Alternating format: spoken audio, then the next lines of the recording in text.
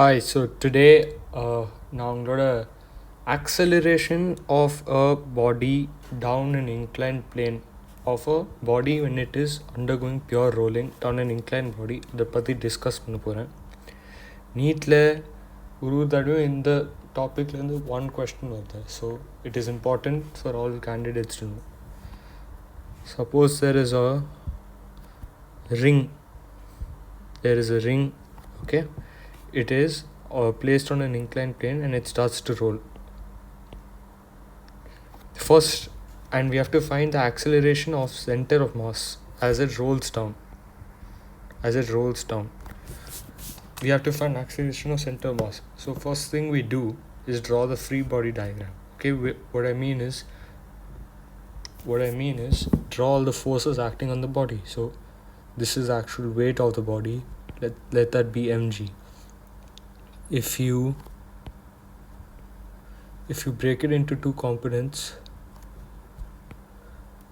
mg sine theta and mg cos theta, this force behaves as a normal, as we all know, so let this be the normal, and let there be a frictional force F, and let the coefficient of friction be mu.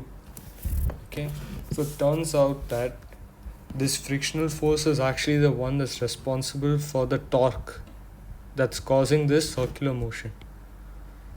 Okay, so how does circular motion happen? It happens when there's a force that acts like this, right? And there's a force that acts like this.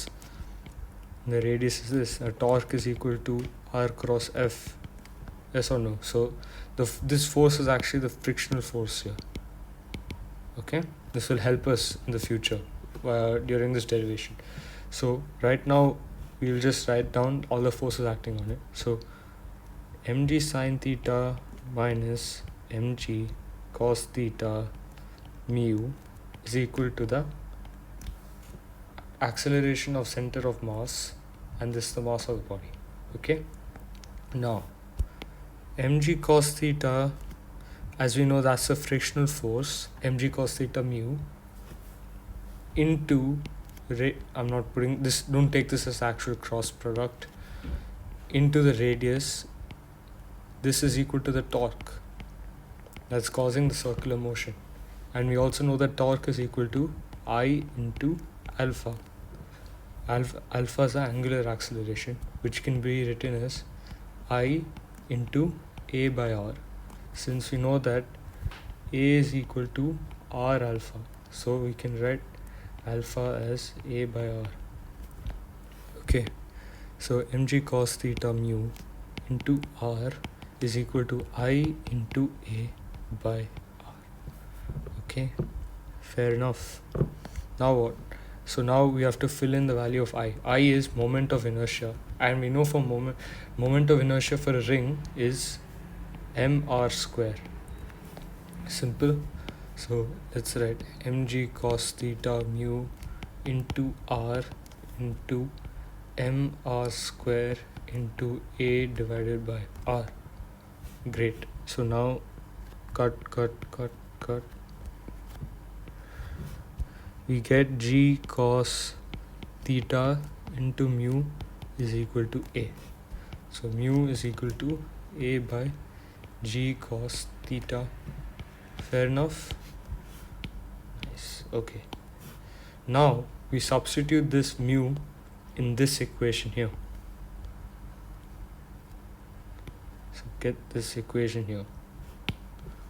Great. Okay, so now first of all, m is common here, so you can cut out m everywhere. So g sine theta minus g cos theta into A, which is ACM, divided by j cos theta. This and this cancels, so you have g sine theta minus ACM is equal to ACM. So g sine theta is equal to 2 ACM. So g sine theta equal to g sine theta by 2. This is the ACM. Okay, now let's do a practice question to test our understanding. Okay, so this is our question. A hollow sphere and a solid sphere of same mass and radius are rolling on a rough inclined plane. Rough is very key because that's what causes the circular motion. Such that pure rolling is sustained in each. The ratio of acceleration of center of mass of hollow sphere to the solid sphere is. This is a typical question that comes every year in NEET. Okay, so please try this yourself. Pause the video and try this yourself. Okay, fine. I hope you've got the answer. If you haven't, this is how you solve it. So first thing is you drawing a free body diagram is time consuming. So in case you don't have the time, just write down this general formula here. Okay, so you just cancel the masses. So g sine theta minus g cos theta into mu is equal to ACOM. This is what you have to find. Okay, now you write down the second formula, that is for torque. Torque is equal to I alpha, which is equal to the frictional force into the radius.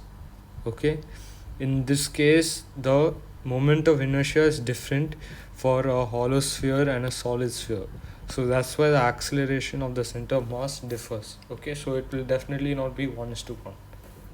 So now you write this and this frictional force into radius. So I alpha is equal to mg cos theta into mu into r.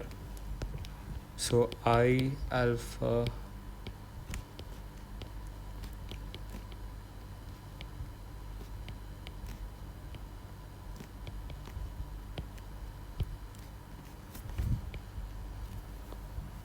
okay, now just simply substitute it.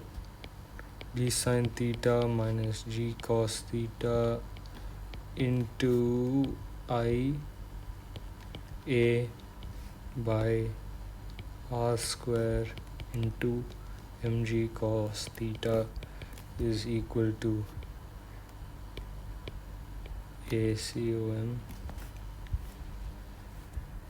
Okay, so now let this be for the hollow sphere, and let this be for the solid sphere. Okay, because that's what they asked. Okay, fine. So even that'll have a similar formula. G sine theta minus g cos theta into I2 a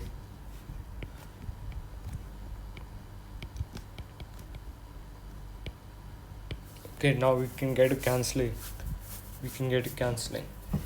Since they have the same inclination, cancel this. Since they cancel all the g's.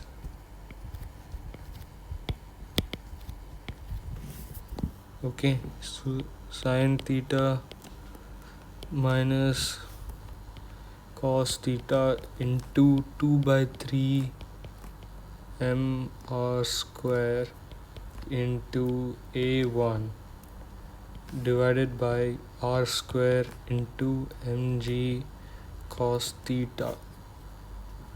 Cancel this, m goes. So r square.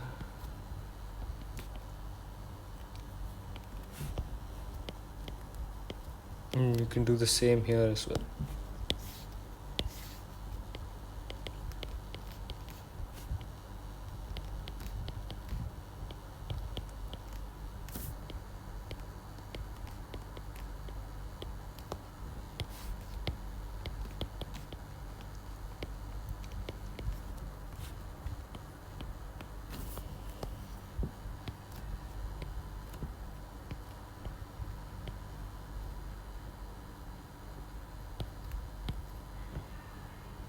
Okay, so now we've simplified it.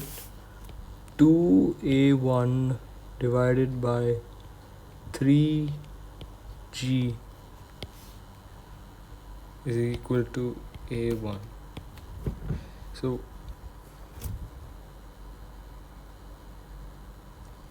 okay,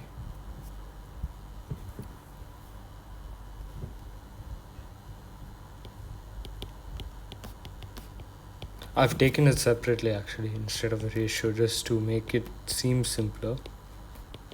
So 3GA1 plus 2A1 by 3G. 3G sine theta is equal to 3GA1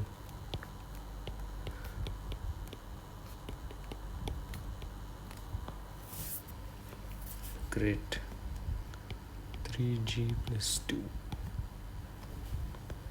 Okay, and A1 will be a similar sine theta minus 2A2 by 5G is equal to A2 sine theta. You guys need to be quick in this because NEET is very stringent with this time. So 5G A2 plus 2A2 gives 5G. Okay, A2 common, 5G plus 2A by 5G sine theta.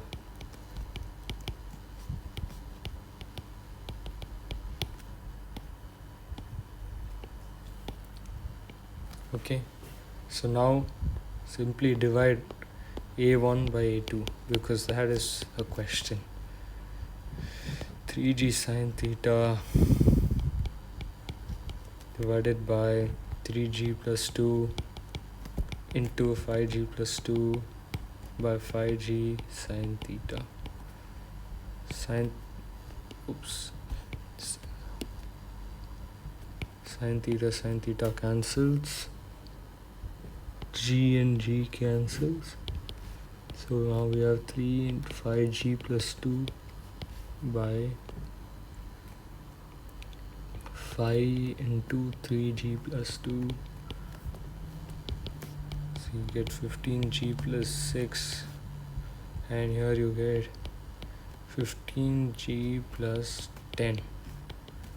150 plus 6 by 150 is 10. 156 by 160.